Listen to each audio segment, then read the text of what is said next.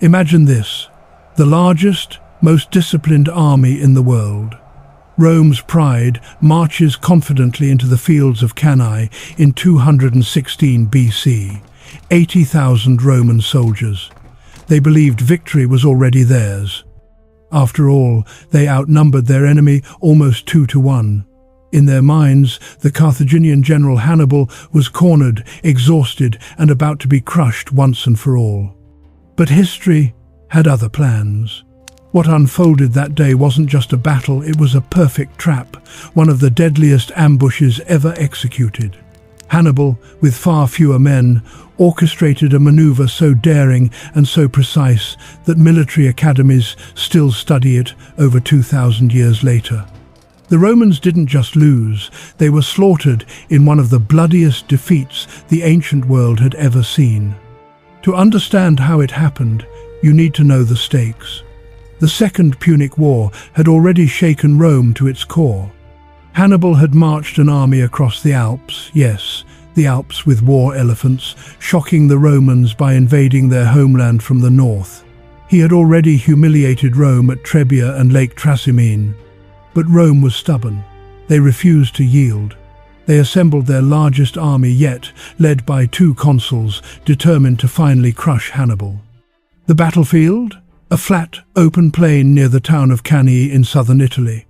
Perfect ground, Rome thought, for their heavy infantry to simply steamroll the Carthaginians. It was Rome's comfort zone. Their massive columns of soldiers could push forward like an unstoppable wall. But Hannibal saw something different. He saw arrogance. He saw an enemy convinced of victory before the first sword was drawn, and he planned to use that arrogance against them.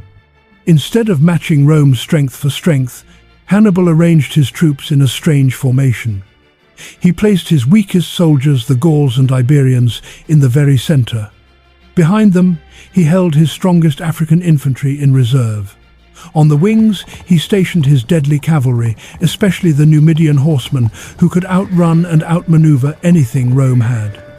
It looked, to the Romans, like a gift. They would smash through Hannibal's flimsy center, break the Carthaginian line in half, and claim the glory of victory. But that was exactly what Hannibal wanted. As the sun rose over Cannae, dust clouds filled the horizon, shields glistened in the heat, and 2 armies prepared to decide the fate of Italy. Rome had numbers, Hannibal had genius. And when the trap finally closed, it would become a nightmare the Romans would never forget. The battle began with thunder. Roman horns blared, tens of thousands of sandals pounded the dusty plain, and the legionaries pushed forward like a single massive machine. The Roman commanders, Varro and Paulus, believed this was simple. Crush the Carthaginian center, sweep aside the rest. Victory by brute force. At first, it looked like Rome was right. Hannibal's center, made up of Gauls and Iberians, bent under the pressure. They gave ground, step by step, retreating in a slow curve. To the Romans, this was a gift the enemy was already breaking. The more the Carthaginian line bowed backward, the harder the Romans pressed. Shouts of triumph echoed across the field. The trap was working, but only Hannibal knew it. Because this wasn't weakness, this was choreography. Picture the shape of the Carthaginian line. At the start it was straight, but as the Romans pushed, it curled inward, forming a crescent. The Romans, eager to drive their spears deeper, surged into the pocket. They thought they were driving Hannibal into collapse. In reality, they were walking into a funnel, every step narrowing their space, cramming more and more men into tighter ground. That's when Hannibal unleashed his wings. On both flanks, the Carthaginian African infantry, disciplined, heavily armed, and fresh, pivoted inward. Suddenly, Rome's sides weren't free anymore. They were under attack. Legionaries, who thought they were pressing a retreat, now found spears and shields hammering into them from both sides. But the final blow came from the cavalry. Hannibal's Numidian horsemen had already driven off the Roman cavalry in a furious clash earlier in the battle. Once the Roman horse was gone, Hannibal's riders didn't chase them, they circled back. Crashing into the rear of the Roman army, they slammed the door shut. In that moment, 80,000 Romans were trapped inside a shrinking circle of death. Imagine it, thousands of men packed so tightly they could barely swing their swords. Dust and sweat choked the air. Shields pressed against shields, men crushed shoulder to shoulder, unable to breathe, let alone fight. And the Carthaginians closed in tighter, ring by ring. The Roman advance had turned into a cage. The hunter had become the hunted. Some accounts say the killing went on for hours, others claim it lasted an entire day. What's certain is the scale. Rome lost nearly 50,000 men, entire consular armies gone. Senators, nobles, soldiers all cut down in the dirt. It wasn't just a defeat, it was annihilation.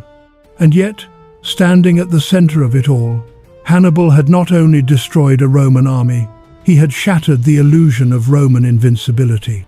But the question lingered. With Rome's greatest army destroyed, why didn't Hannibal march on the city itself? When the dust settled on the plain of Cannae, the numbers told a horror story.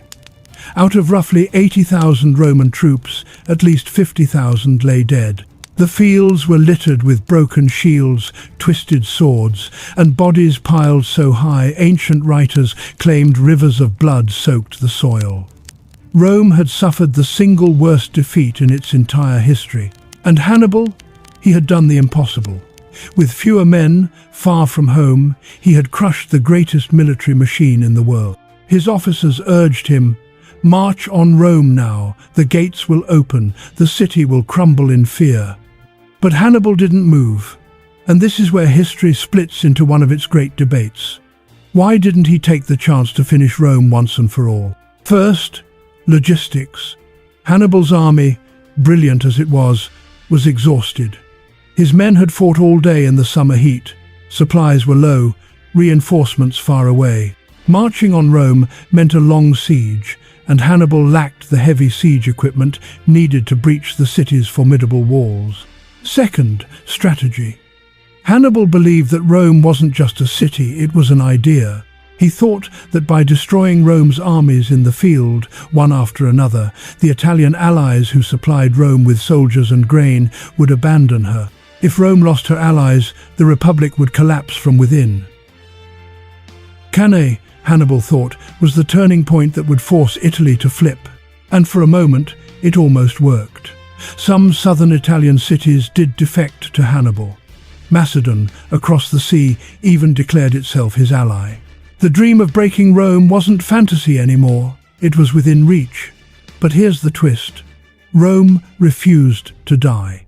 Instead of surrendering, the Roman Senate did the unthinkable. They recruited teenagers, old men, even slaves, to form new legions. They forbade mourning for the dead, declaring that grief was weakness. And most importantly, Rome didn't abandon its allies, it punished them. Cities that even considered joining Hannibal were crushed with brutal efficiency. Rome had lost the battle, but not the war. And in the years that followed, Hannibal found himself stranded in Italy, unable to deliver the killing blow.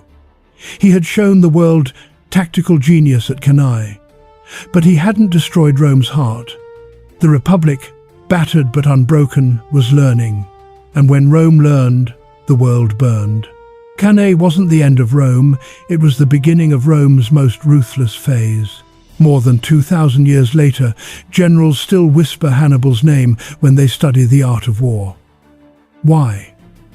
Because Cannae wasn't just a victory. It was perfection, a battle where every move, every trap, every detail unfolded exactly as the commander intended. The double envelopment Hannibal used at Cannae remains the holy grail of battlefield tactics.